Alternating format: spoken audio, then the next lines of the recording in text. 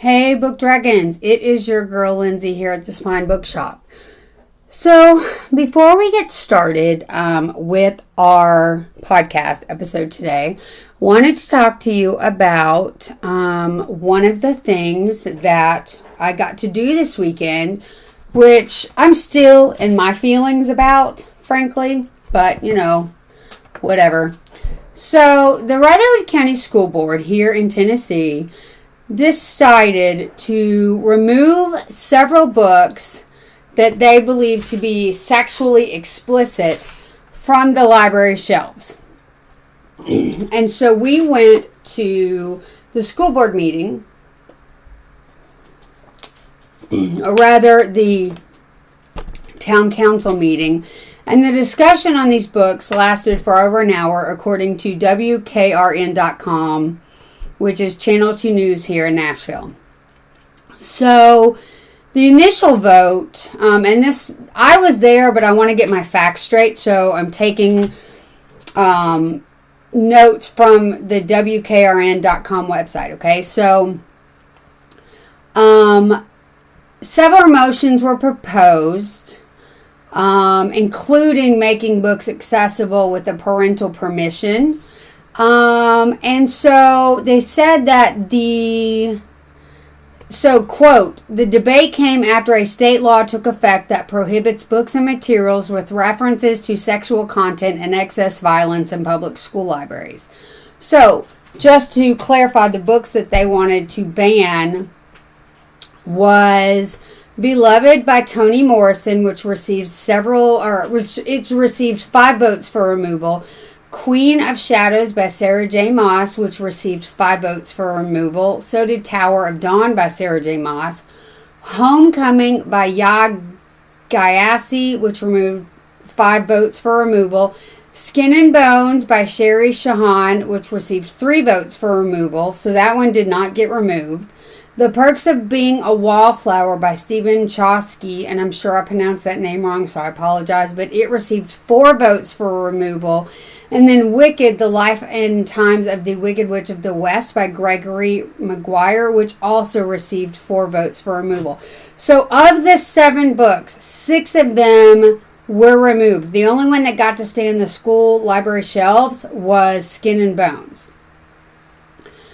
So I was there, and I will say from my experience, I felt very intimidated by the other group that was there that was for the banning. To me, I felt that they were very disruptive, very rude when we were trying to speak, and overall I felt very, very, very uncomfortable, including when I got up to speak. I was so very nervous. And I had people just staring me down as I walked up there and as I walked back. And I wanted to read to you guys what I said. Because there were a lot of really good points that were brought up. But I thought that... I just thought it maybe you guys would like to hear what I said. And that... maybe if it didn't make a difference, it'll make a difference to you guys. So here we go. This is what I got up and said to the school board. Good afternoon, members of the council and fellow citizens of Rutherford County. My name is Lindsay Schultz, and I own the Spine Bookshop here in Smyrna, Tennessee. I'm here to speak out against the proposed book banning of the following books. Now, in my speech, I didn't say the books because they'd already discussed them, but I had all 7 of them listed. And I asked them if they had actually read the books, and then I went on to say, I am the person I am today because of the books that I read as a child, teen, and young adult, because they challenged my thinking and educated me on issues I was previously unaware of. Books are a powerful tool for education, empathy, and personal growth. They allow us to explore ideas, cultures, and perspectives that may be different from our own, and they encourage critical thinking and imagination. It seems that these books cover issues that everyone is facing today, like racism, homophobia, mental illness, suicide, and sexual topics. Just because these issues are uncomfortable to read about doesn't mean that we shouldn't. Instead, they should be used to have an open and safe discussion to further our understanding. We are marching backwards instead of going forwards. Banning any books on these subject matters is not going to make them go away.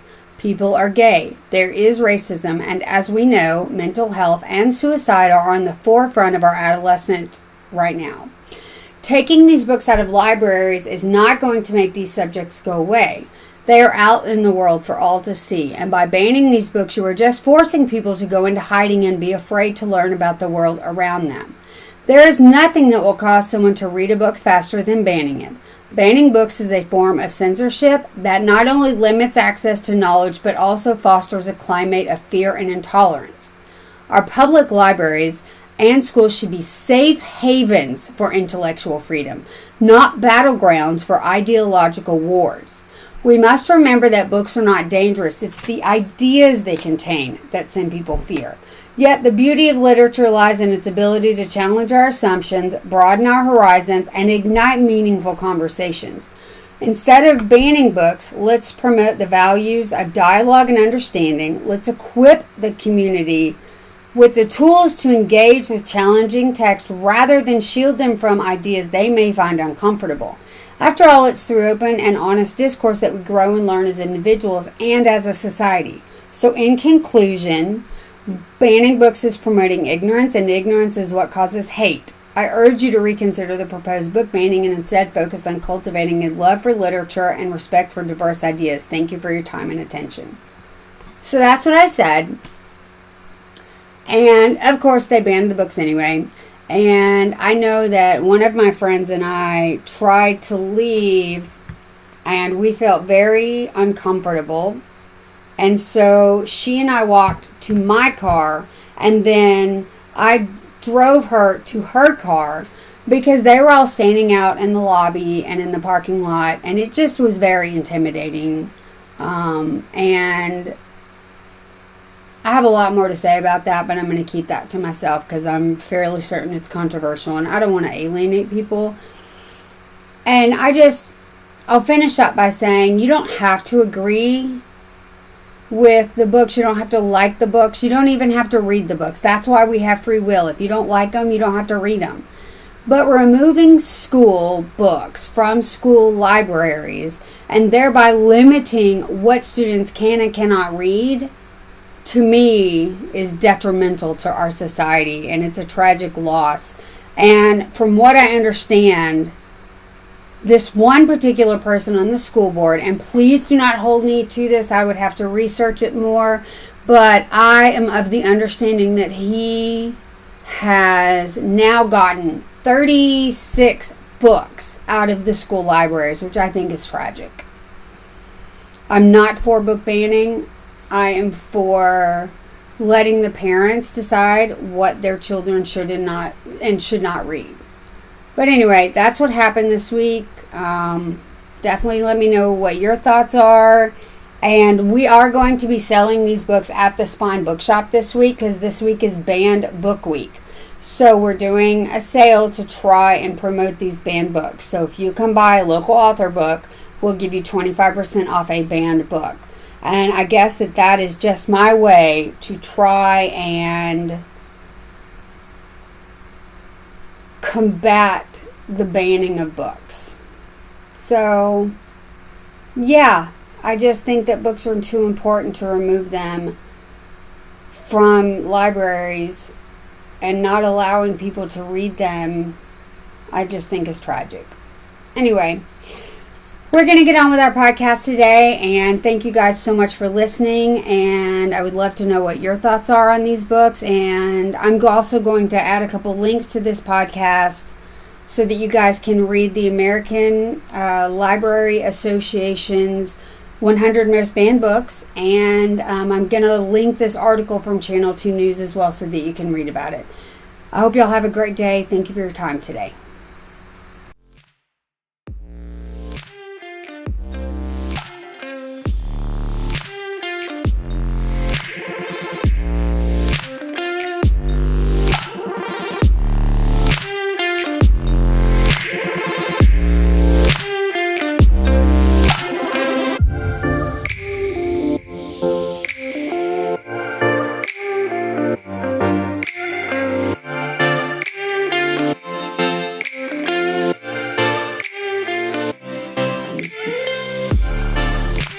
Hey, Book Dragons! It is your girl Lindsay here from The Spine Bookshop for another episode of The Spine Bookcast. So today I have David Martin, who is very quickly becoming one of my good friends. Kind of adore him. And his wife Lindsay does Erin Lane bags, and I'm just obsessed with her stuff. So it's just, it's an all-around obsession. But thank you for coming on the show today, David. Of course, happy to be here. Great. So let's just get into it. How did you get into reading? Reading, oh goodness, many years ago. I actually don't remember not reading. I read when I was a little boy. Like, oh goodness, my mom says I was reading simple little golden books when I was about 4 years old, right before kindergarten. So I've been reading a very long time. It's pretty much everything I remember is reading a book. I love that you mentioned little golden books because I still have some of mine. Like my favorite was The Pokey Little Puppy. I like that one. Yep. Yep, I still have my copy. That was one of my favorites. So did you have like a favorite book when you were a kid? Uh, well, it really depends on what point in my childhood it might have been. Let's I say the very remember, first time that you read a book and it was just like, man, I love reading. uh, you know, it it probably would have to be now. This is I think I view this as a common answer between among a lot of people, but it's also an uncommon answer because uh the book I remember making the biggest impact on me the earliest was actually one of C.S. Lewis's Chronicles of Narnia, but it wasn't The Lion, the Witch, and the Wardrobe. Which one It was was it? actually A Horse and His Boy. Oh my God, I love Um, that book so much. yeah, that one to me grabbed me so early because it was just such a great adventure, and it had just characters that I remember and think of to today as I'm just sitting around thinking my thoughts. I'm like, Mhm. oh wow, what would Shasta do here? So it's just that book is probably of my early childhood anyway the biggest impact uh, because it contributed to my sense of adventure. Once Shasta left his little house on the shore, he definitely life was not the same for him after that. I love that. And I love that you say that because whenever people talk about the Chronicles of Narnia books, you always hear first one out of the gate, Lion, the Witch, and the Wardrobe. And then usually Voyage of the Right. Dawn Trader. And then what's the other one? They did the movie and Prince Caspian, perhaps. yeah, I think yeah. Yeah. Well, yeah. So Prince Caspian boards the John Trader. But what I don't think a lot of people realize is that the first one was the magician's nephew. Is that right? Chronologically, yeah. Yeah. Chronologically, you're correct. Yeah. Okay. And I've read the whole series, and I really wish somebody would just do all seven movies. But I heard they're doing a TV show, so I have high hopes. Yeah. Yeah. I've heard a bit about that. Yeah, there have been several attempts over the years to try to do them, but they fizzle out around Dawn Treader or the Silver Right. Chair. I think Yeah. was the old BBC one.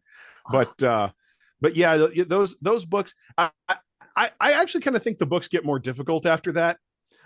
Just to turn into movies or TV shows, because you've got a lot of obviously with the last battle, you've got the apocalyptic scenery going on with the end of Sure. Narnia and all that. With even the horse and his boy, you've got the adventure to Calormene, so it's a completely different place from Narnia, Sure. though in that same world. But yeah, well, I would love to see those in live action someday. Just kind of see, that connection between my early life as a reader and then finally, oh, hey, we've seen everything else in live action so far. Why not the rest of the Chronicles of Narnia? Exactly. Okay, so since we're on this topic, what book did you really love that you would love to see a very good live action, awesome movie made out of? This is old sci-fi people might take issue with me on this one, but Okay. and this is maybe skipping ahead to one of your other questions. I don't know what you have in store for me, but the first sci-fi book that I really read that grabbed me and captured me and kind of turned me into a sci-fi enthusiast was The Puppet Masters. Um, I read it in sixth grade. Is that Uh, Orson Scott Card? no, that is Robert Heinlein. Yes. Okay. Yep. Okay. I knew I had heard of that book. So, okay. Yeah. And I know there are some older uh goodness, the dates escape. I want to say 70s or early 80s attempts Sure. at making that movie. But I would love to see that in a modern, with what we can do today with science fiction, particularly with special effects and whatnot. That story for me just springboarded what was possible in a story. And I know that I kind of, some people might consider that a bit of a deep cut because it's not even really his best well known stuff either. Uh, Sure. but uh, but yeah, that one for me, sure, I'd love to see that in a live action movie. That's awesome. So, what are you reading now? Right now I am reading kind of some boring stuff most people might consider. I'm working through oh goodness, what was it called? Geoffrey of Monmouth wrote what's it called? The History of English Kings or something like that. Yeah, the title. I'd have to go over to my bookcase Sure, sure. and but yeah, I'm writing that, or I'm reading that rather, because I'm kind of an Arthur. I'm on an Arthurian lore kick at the moment, Okay. and so I'm reading some of that. I'm reading one of the latest Star Wars novels in the High Republic series. Um, Which one? and I'm sorry, Which one in the Star Wars series are you reading? which one? I have to pop up and see it. It's called Cataclysm. That's what it Okay. is. Yeah. Uh, no, I remember the stories. The titles most of the time escape me. No, I So totally get that because uh, I will literally be like, I sounds like something I've read, but why can't I remember the title all the time? yeah. I actually have a better chance of remembering the author than I do the title. I like I can there's some books where I can tell you like what page and what chapter these two characters had a conversation and what that was about and who said what. But if you sometimes ask me the title of the author, I'm just gonna blink at you because Right. I just and I'm sure it's up there in the dusty attic of my brain. But yeah. So I Yeah. All the details. We like different details. Anyway, yeah. sorry. Yeah. No, you're fine. So I want to talk about your book too. So let's talk about your book. So it's the first one that you've written, correct? Yeah, that actually was the first full novel length manuscript that I wrote. I know not a lot of people publish the first one they wrote, but I ended up doing that actually. No, I think that's great. So why don't you, I'm going to let you tell us a little bit about it, since it's your book and it's your baby. Okay, well, it's called Awaking Nova, and it is set in the distant future of mankind. I don't put a specific date to it because I like kind of getting lost in the far reaches of time out there. So it's in the far future. Mankind has jumped out into the stars. There's a whole network of the Earth sphere government is what it's called. Okay. The ESG is what I think of it as. We've encountered alien races. We've come across different just things out in space, and the idea came from the I'll well the hook is that mankind has taken another step in evolution, Okay. and the evolution is this: we've developed we've started to develop what's called the hex sense, or the sixth sense, Okay. that specifically has to do with technology. Mankind is reliant on technology to do just about everything, and so the more we rely on technology, the more we interface with it, the more we meld closer to it. Our Okay. actual evolution created this new sense that allows us to communicate and interact with computer systems as if we were smelling or tasting or touching the computer system. So it's literally another sense for us to have.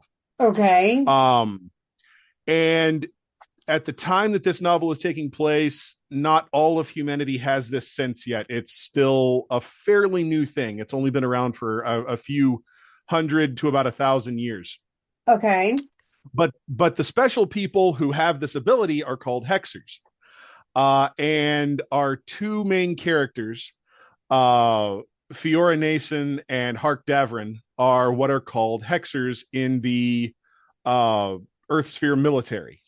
Okay. And Davrin, he is a captain in the military, and he is a seasoned combat veteran, and finds himself in the position of having to teach young Fiora how to use her new abilities. Okay. And I'm the sh- and interested. so we get this introduction to through Fiora's point of view. We get this introduction as the reader to actually what it's like to be a hexer, what it's like to explore a computer system from a native point of view. Basically, it becomes natural to her, Okay. as if smelling a flower comes to Sure. us. Sure. How did you come up with this Um, idea? well, like I just mentioned, it to do with I just started thinking one day about how reliant we are in technology.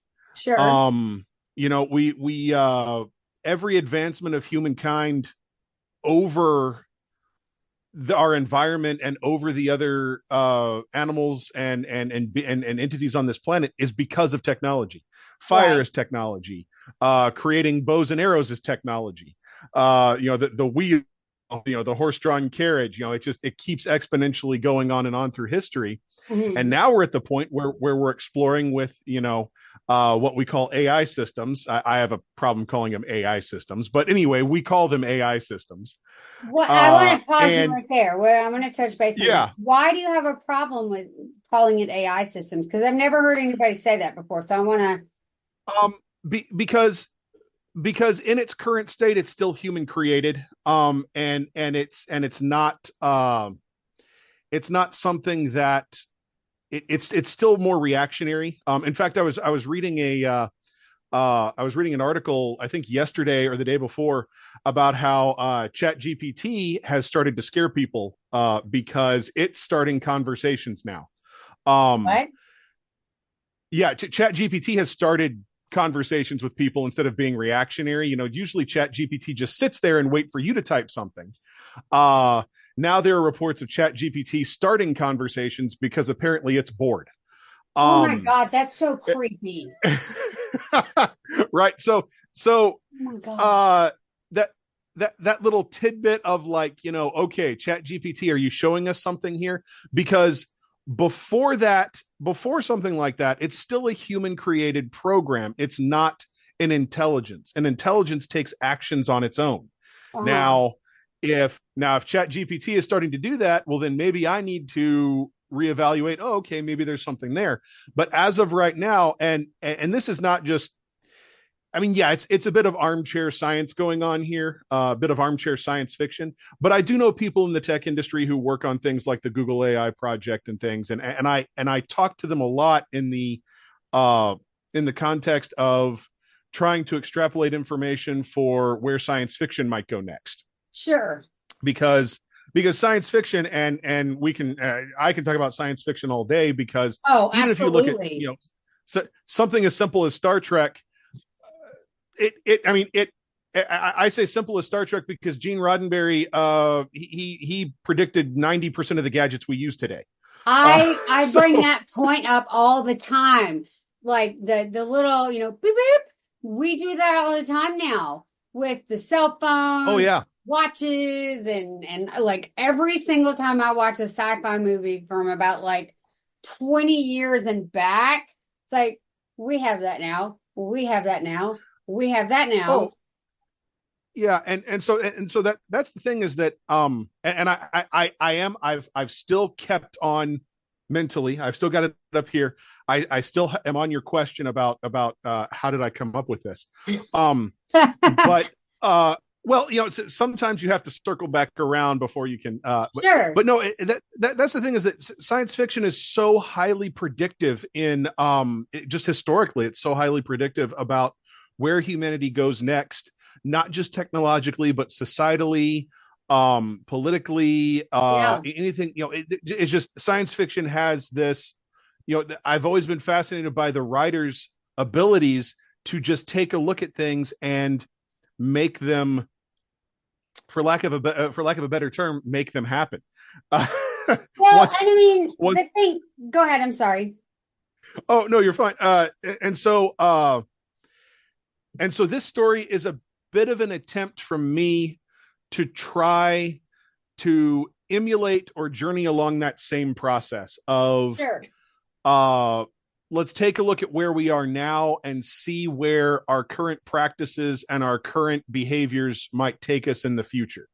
And so that's where I got to the hex sense and us being able to directly interface with technology. And I think that's so funny that you talk about like because I was thinking as you were talking, because my brain is constantly going 5,000 different directions. So do you remember when they redid Battlestar Galactica Oh, of and course, yes. the season finale just messed me up so bad because I was just remember thinking, okay, so we didn't learn anything. We didn't learn anything at all. Because, and I'm sorry, I'm going to spoil this for those of you that haven't seen this. So, Battlestar Galactica is about a group of humanity that we ran from the Cylons, and please correct my information if I get it wrong, but we ran from the Cylons and all these, the remaining people on humanity left so that they could try and survive. And, the end of this series, we found a planet that we could survive on and they dropped everybody off at different parts all over the planet so they could try and now have a life. And, Q, what was it, like 500 years or 6,000 years or something in the future. And we were exactly right back where we were when we started, how we got here in the first place, with technology taking over and doing, every single thing that cost us our first planet. And one of the Cylons is standing there going, we really didn't learn anything, did we? And I just remember going, oh my God, and being so Uh, mad at humanity. oh yeah, and that's exactly goodness, that series finale was in, I want to say what, 2007, 2008, something like that. Yeah, something like that. Yeah, yeah, yeah. It and already it's that type of science fiction that's just so highly predictive. Hmm. It's it, Hmm. I always keep circling back around to science fiction being predictive. If Oh it's yeah. if it's good science fiction, it tries to make a call about, oh, this is going to happen or this is going to, Yep, yep, and yep. eventually, maybe it takes a while, maybe it doesn't take a while. In the case of perhaps Battlestar Galactica, Sure. um, we end up seeing, oh, that's what they were talking about. That's what they Yep. mean. Yeah. Hmm. Oh yeah. It's yeah. I enjoyed that series for so many reasons. And that finale is what is you hitting on that is exactly what I'm talking about. It's just that um I don't necessarily have as dim a view on humanity's prospects as perhaps that or some other science fiction writers might. Sure. Uh, but I'm definitely not blind to the whole concept of there are things out there as we expand our minds and we expand our spheres of influence that we probably should be keeping in mind. Yeah. Oh, Uh, absolutely. and I remember when oh God, I don't even remember, like 10 or 11 maybe.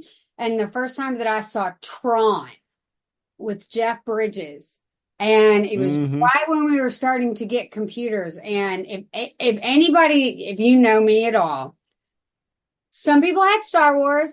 Some people had Star Trek. I had Tron. Tron was my jam. Like, I'm obsessed with that movie. I loved the sequel, even though I went into it really terrified they were going to ruin my childhood, but they did a really good job. But I remember watching that movie and kind of feeling uncomfortable, and I couldn't figure out why. Because you're 10, you don't really get the Yeah. yeah. And I have since watched it as an adult and have that clarification of, haha, look where we are. Holy crap. And clearly my 10-year-old brain was like, I don't know, this seems like a bad idea. And, so I feel like technology, especially with like science fiction books and movies and TV shows, are very predictive in that they always show that mankind gets lazy and fully depends on technology, and technology will always come back and give us a smackdown because we weren't paying attention. Oh yeah, you've got as extreme examples of that as Terminator Mm-hmm. or the movie Wall-E. Yep. Oh God, Wall makes me The, so mad. yeah, the and that I call them extremes because you wouldn't normally think to mention both of those movies in the same sentence, but they kind Yeah. of each do the same thing. Oh yeah, yeah. I hate Wally because every time I see all of those people in wheelchair in the little like zoomy chairs things, I just kind of want to go, Hmm. "Ugh." Yeah. You see people around doing that right now, and it's just, oh God. So yeah, no, absolutely. But oh yeah, so the book the book takes that premise of the one character training the other one, and they essentially find a secret they're not supposed to know about that has to do with the origin of hexers. Ooh. Um, and I think where I need to end it for the teaser is when they find this little tidbit, their own military doesn't like that and has an issue with it. Oh, And so every single time someone finds out something they're not supposed to, usually the what is Big Brother doesn't like it. yeah, So it I'm not it's not a book where I tried to reinvent the wheel. I concentrated on the characters and their sure. impact on the story rather than and this is just me being as candid as I can about it. It um Am I very proud of it? Yes, I am. Do I expect it to redefine science fiction? No. But I very much am proud of it and stand by the story that it tells. I love So that. anyone with even a passing fascination in characters who are trying to figure out how something as big as a galaxy they can affect, um, give the book a read and see if I start down that path for you. That would be my invitation. Well, I have some news for you about reading the book too that I wanted to tell you. So I decided that Okay. your book is going to be our January book club author pick. So Oh, we oh well, want thank to, you. That's awesome. yeah, we want to read that for January, and we'll get in touch with you with dates and everything about when we can get together with you. And for those that don't know, the Spine Bookshop picks a local author every month and reads their book and then invites the author to come and hang out with us so we can interrogate them and ask them questions like, why are you so mean to us? And why are you trying to make us cry? And why did you kill this character? Which invariably happens. Something bad happens to a character. But yeah, so wanted to let you know that you are January's pick. So, Well, thank you. I will definitely need to read my book between now and then, won't I? well, you can definitely get copies of the book at the Spine. So, real excited about that. Yes. So as you all know, there's so many books out right now that are being made into movies and being made into TV shows. Is there anything that you're watching right now based on a book that you really love? Um, Well, it's not a new show. It's actually a rewatch for me. But and this is because I'm also quite a tabletop RPG gaming geek. Sure. Um, the show that I recently started rewatching is The Expanse. Um, I love that show. I love those books. And the reason I started was because the company that makes the tabletop RPG for that license that is coming out with a new edition, and so it kind of just grabbed me, and I did that. I So yeah, wanted the to get Expanse. into that. I really did. I didn't mean to interrupt you. I'm sorry. I'm so No, bad. no, no. You're fine. You're fine. You're fine. I Go ahead. wanted to get into that, and I think I watched one or two episodes, and I don't know if it wasn't what I don't know, but so I think I got like two episodes in, and I just couldn't get it. Same thing with Silo. Everybody loves the whole Silo series, and I tried to watch a couple episodes of that, and it was so slow for me. Oh my God, just do Uh, something already. yeah. The Expanse is a story. Yeah, it's definitely a slow burn in my opinion. That the build is um you would have had to stay. You probably would have had to hang on for quite a few more episodes before it got to a point where you wanted. And that is not to do any criticism of it at all. No, I'm glad absolutely not. I'm glad that your criticism was more of the pacing of it rather than what I was initially curious when you talked about it was whether or not it was the fact that it was a little bit more hard sci-fi rather than space opera. Um, I don't mind the because hard sci-fi. I just, okay, it's interesting because sometimes people really love hard sci-fi and space opera kind of puts them off, and some people really love space opera and hard sci-fi puts them off. Um, and so it's always an interesting one of the shows that for some reason I think rode that line really well. It's an old show. It's going to date me terribly, but everybody loves it. Who is Babylon 5. Um, I thought it was a show on the sci-fi back in the 90s, and I thought it rode the line between hard sci-fi and space opera pretty well, mostly sure. with its plots. But yeah, that's usually the criticism I see of The Expanse. So yours is it being a pacing one. I get the books are kind of even more so that way, which wasn't a problem for me reading them because I just loved the story that was building. But they were written in a different era, to bring it back to writing books.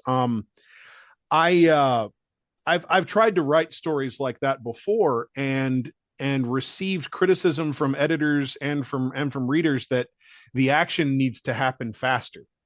Um, Sure. and this is more of a meta discussion on literature, I think, which we don't need to get into because, uh, well, no, I guess I'll leave it at just that literature of even as recently as 20, 25, 30 years ago tended to have that slow build, that slow burn, that built up, especially in sci-fi. Now you need to get to the action faster. You need to grab the reader faster. I don't know if that's a good thing or a bad thing. It just is what it is. It's a trend Sure. in literature.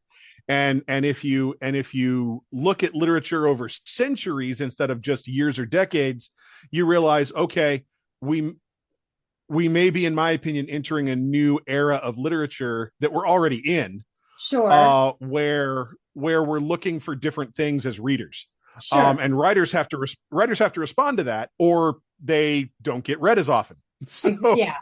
So it I'm going to it's pause you right there for just a second and yeah. we'll come back to that because we do have to take a break.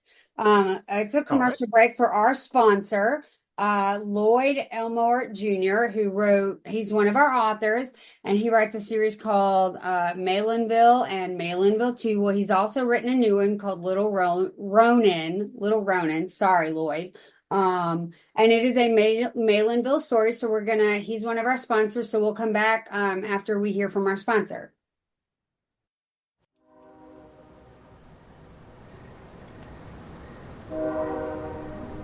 Sometimes the things we were created for aren't what we should be. no matter what. From the author Lloyd Elmore Jr., who brought you the series Malinville, comes an adventure that spans many miles. All those miles bring danger, but if they live, it might bring freedom. Little Ronin, available now. And we're back. Thank you so much for sticking with us. So you and I were talking about literature and the direction that it's going. And you know, I get what you mean about pacing, and certain people like it to just come quick, and then other people don't, like you, don't mind a slow burn. I don't mind a slow burn sometimes. And then other times it's just like, oh, for God's sakes, just get on with it already. For example, so I don't know if you, and it's not a technology show so much as it's a governmental spy kind of show, but there's a show out right now that my husband and I like called The Old Man. And the whole first season is a slow burn until like the last 2 or 3 episodes when the shit hits the fan and everything goes to hell very quickly. And it's got Jeff Bridges in it, and it's very much a slow burn of you're not really sure where this is going, but you're interested in Jeff Bridges' character because you're not really sure, is he a good guy? Is he a bad guy?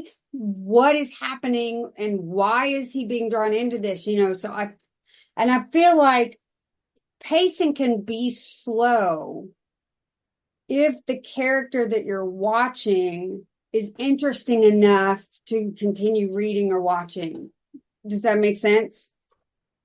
Yeah, characters always make the story. You know, if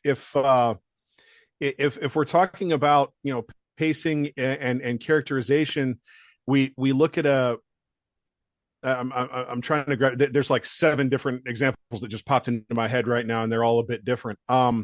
But if we look at a character, in my opinion, like Jason Bourne, yeah, you great know, character. those movies, they had a lot of action in them. A couple of the movies I think were just hopping from action scene to action scene, I would because agree you with know that. but there were moments in there where they took a second to slow down and really explain who the character is. Sure. And going back and forth from action to slow to action to slow is a dance. And when you start out with the slow and kind of drag it on for a little bit, you have to have that character. You have to have a guy that the readers and the watchers can't quite figure out.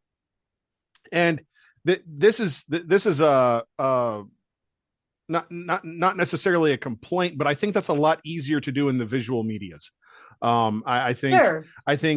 because you're dealing with more senses, you're dealing with auditory and visual senses at the same time, which of course engages more of your brain, and you know, so you put more brain power toward it.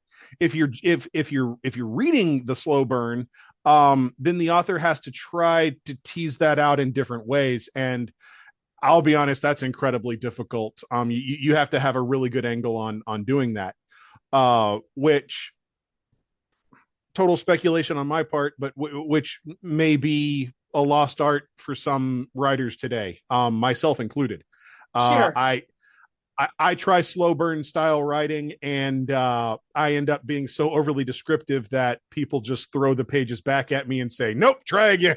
Oh my God. I love that you bring that up because there are some authors that I've tried to read, and and y'all don't come for me when I say this, but I liked the abridged version of The Princess Bride because the unabridged version, he spends like a whole chapter describing her dress, like where the thread came from, where the fabric came from, who sewed it, the woman who sewed its history, the detail. So by the time I'm just like, I don't care. She could be wearing a plastic bag, and I, honest to God, would not give a crap because I'm so tired of reading about this damn dress. And then there are other authors, and I cannot think of what this guy's name is, but he spent an entire chapter describing a desert. Whereas I'm the type of reader like, yes, It's a desert. It's brown. It's beautiful. It's got some foliage. Okay, we're in the desert. Great. Moving on. What's happening?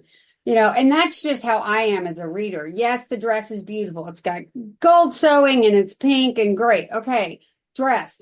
Moving on. What is happening? Because for me, the dress, that's not important to me.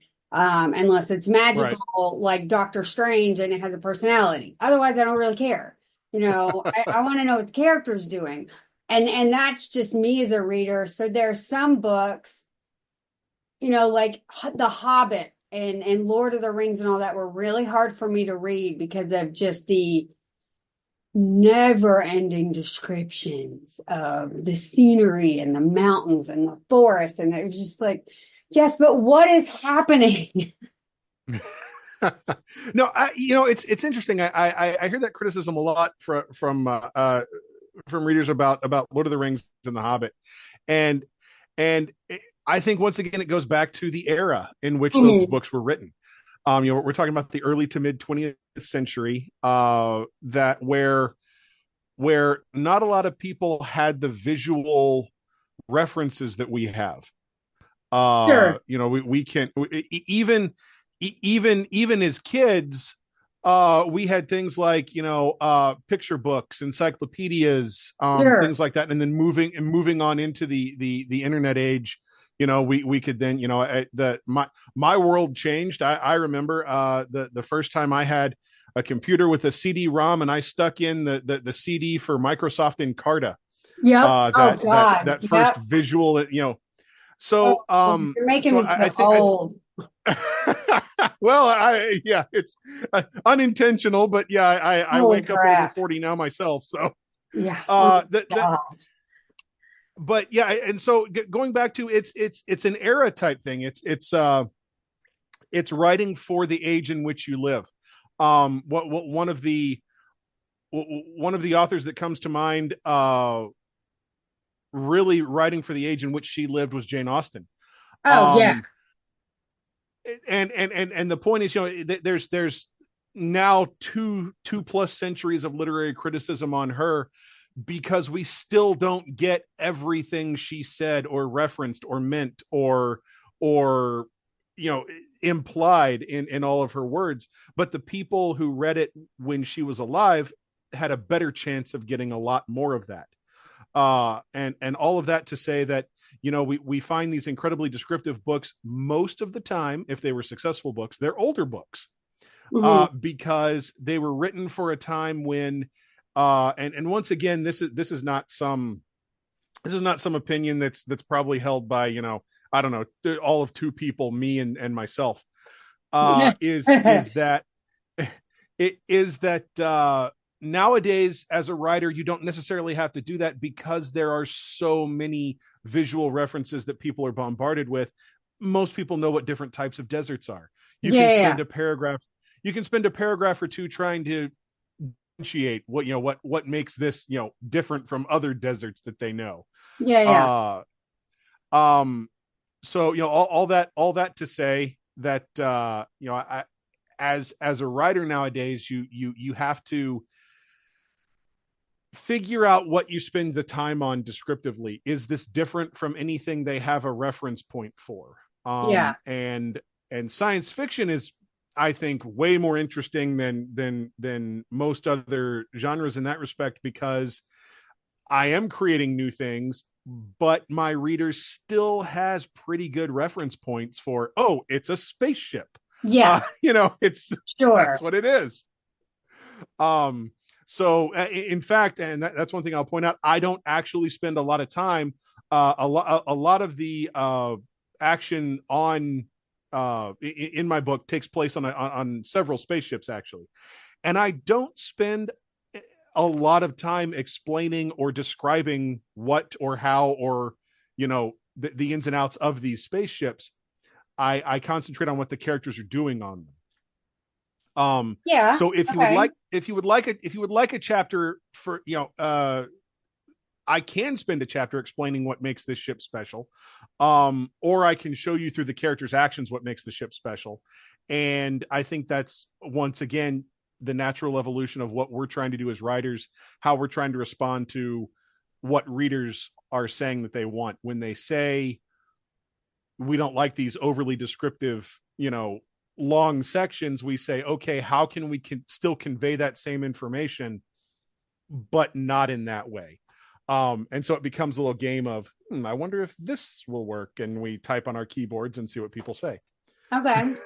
No, and I think that makes sense too. And I was talking to Dan Adam, who we've interviewed him as well.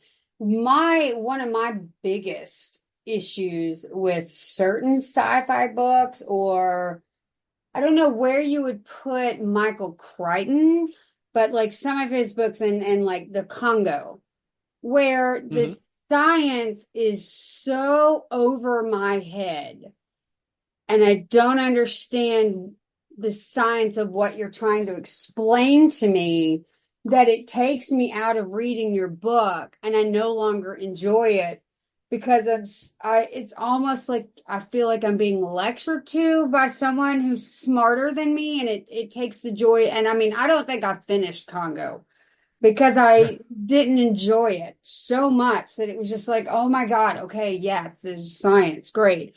And so like in Dan's book, when he had me beta read the third one, because he talks about like wormholes and that kind of stuff.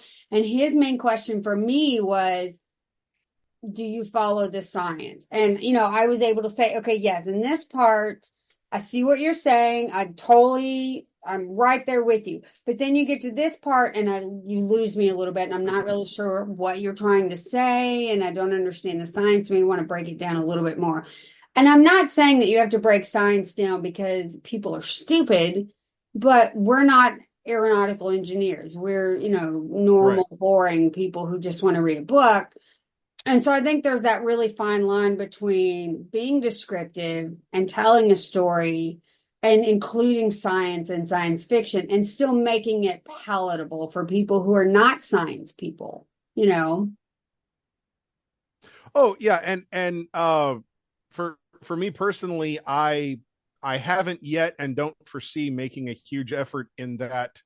I will freely say that my science fiction is space opera. And it very, very hand wavium with the science. Yeah. And where that comes from is not because I want to discount the science. It's because, and this might sound a little esoteric or ethereal to some people. I trust humanity to figure out the science on its own, and I'll just write the story. Sure. Meaning, the future has advanced sufficiently enough for me to say, okay, sure, someone figured that out. If it becomes relevant, I may say who figured it out, but other than that, hey, and that's just the way that I write science fiction. Sure. I read science fiction where the author goes into the science of trying to figure out, what would make this possible.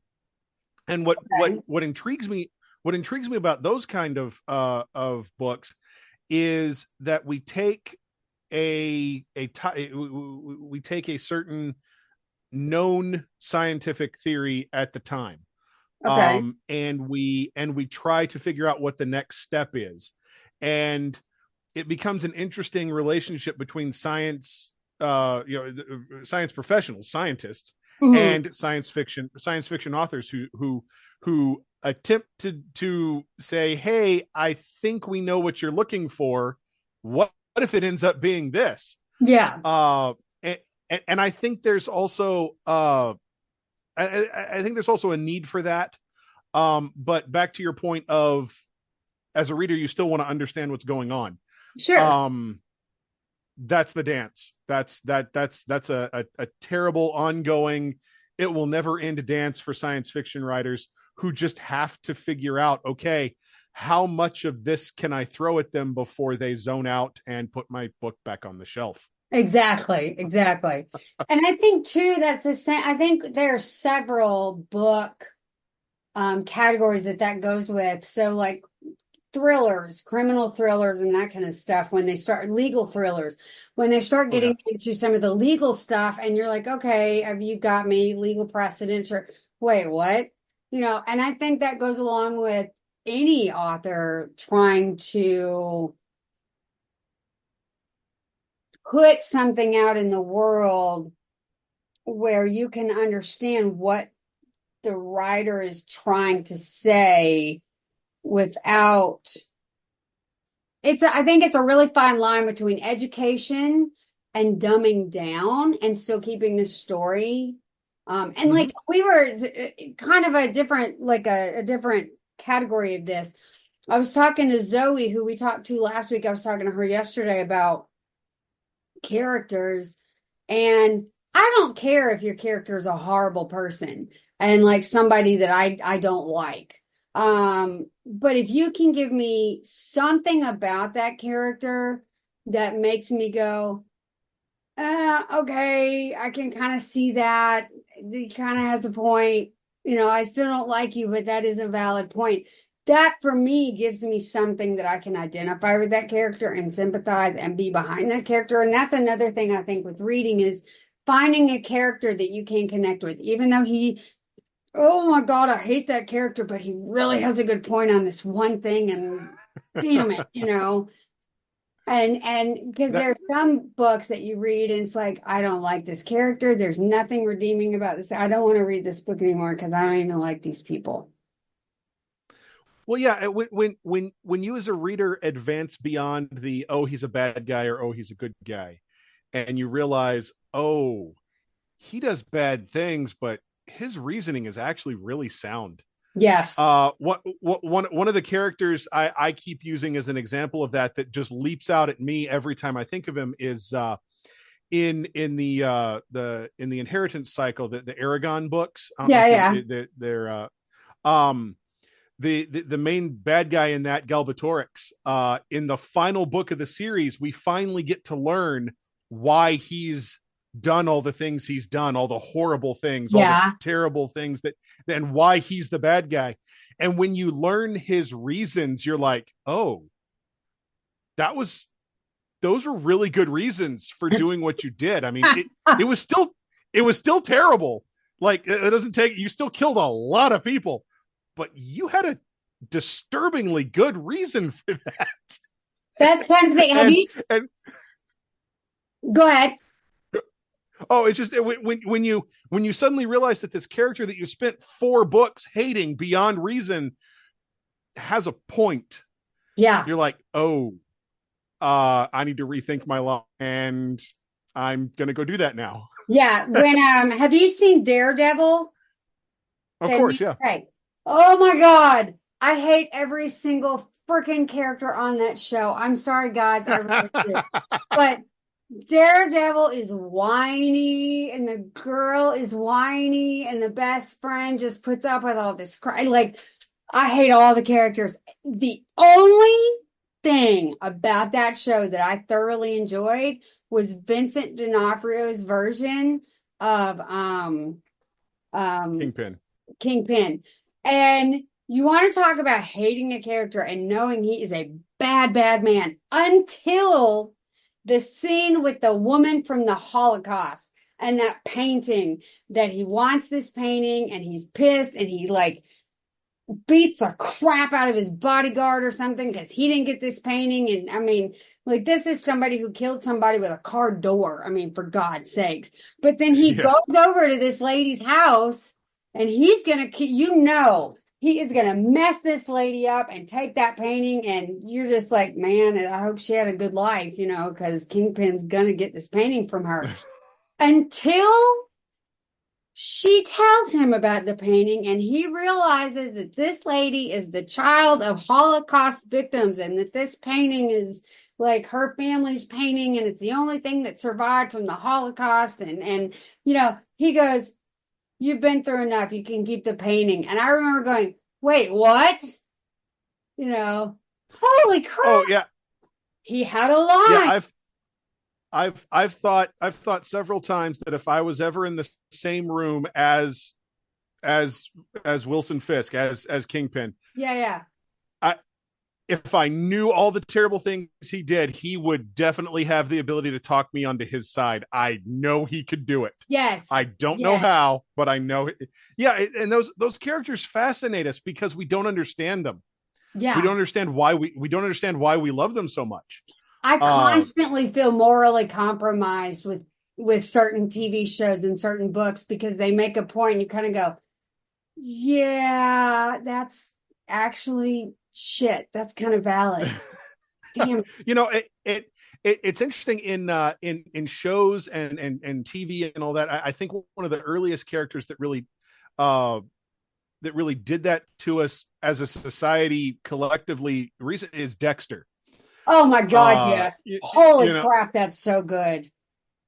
we were, Dexter did terrible things for, once again, not bad The right reasons. reason. Uh, right. And so all of a sudden we're faced with this. Wait a minute. Do the ends justify the means? I don't. I, hmm. Yeah. And so whenever they can give us a moral dilemma like that, whenever they can make us question, wait a second, do we really believe this? I get. I don't see this as getting meta, but I try to take it outside of that story. Like, is it the spell of the story, as I like to think of it? Um, am I in this situation just because this story and this circumstance and these characters did what they did, or would I take that character outside that story and still be in the same state? Would I still understand them? Would I still know? Would I Yeah. still feel compromised, like what you're talking about? Oh yeah. Yeah. And there's no easy answer to that. Really, there's not. No, certain characters might not work in another story. Uh, the scarier part is they might.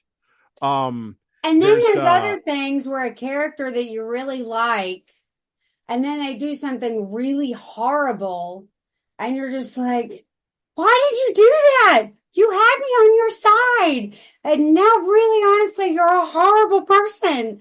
And just like that devastation in your heart that you can't root for that person anymore because they're a piece of crap. It's just well, and uh, I guarantee that the writer sat there and asked themselves, okay, is this character's actions, would this character do this? And mhm. if they do this, does it change their character, or is it within their character? Has it always been there? Right. I just haven't shown that side yet. Yeah. And then we realize that people are complicated and create complicated characters because we Yeah. somehow have to understand the world. I'll give you Game of uh, Thrones as an example for that as well, because I remember watching Game of Thrones, and when you started out, I hated Cersei. I hated Cersei so oh yeah. much. Holy crap, I hated Cersei. And I wanted her to die a horrible freaking death. And I even cheered when Joffrey died, like, yes, because I was so sick of him. But then by the end of the damn series, I was on Cersei's side. When she blew that chapel up and all, I was just like, out of girl. She had had enough of everybody's crap and just took it all on her own. And I remember going, damn, now I sympathize. Crap. So Really? somewhere oh yeah, it's somewhere in the middle of that series, and I can't pinpoint where it is. They begin showing you the motivations behind her actions, Uh-huh. and her motivations are always to protect her children. Yep. And as She's a not parent, I get mean. behind that. Yeah, she's not mean just to be mean, even though it looks like she is. Right. It's always about her kids. And when I started realizing that, I was like, well, I didn't I didn't necessarily sympathize with her that much. I was just like, okay, now your actions make sense to me. Yeah. Yeah. Um, it was before she would do something and I'd be like, why would she do that? There's no Oh my reason. God. Yeah. Yeah. But when they started painting it in the light of everything is for the good of her children, okay, that makes a lot more sense. And I can get on board with some of that. Yeah. yeah, it and so I think that's a good example of the point where the writers on the show were like, okay, we need to explain Cersei to keep her as a character that people want to hear more from. Hmm. Hmm. Otherwise, she just becomes this one note of, Yeah. oh, Cersei's in the scene. She's going to kill someone for a mean reason.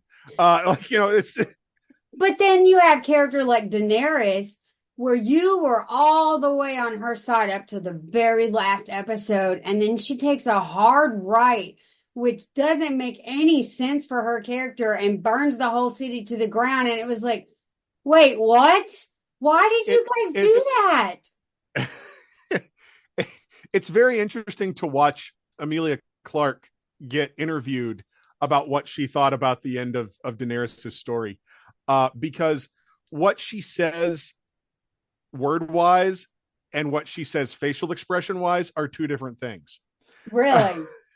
Oh yeah. If if you can find it, there's a couple of red carpet, and I think there's one sit-down interview where people ask her about what she thinks, and of course, she has to say certain things or something like that. And now enough time has passed. I'm sure she could actually share her real thoughts. But yeah, sure. Yeah, it's a character's motivations, and how much they're revealed to the watcher or the reader just change a character without changing a character. It's still the exact same character. They still do and act and think exactly like they did before. But now we know why. Yeah, it's that why that always takes a reader and makes you go, damn it.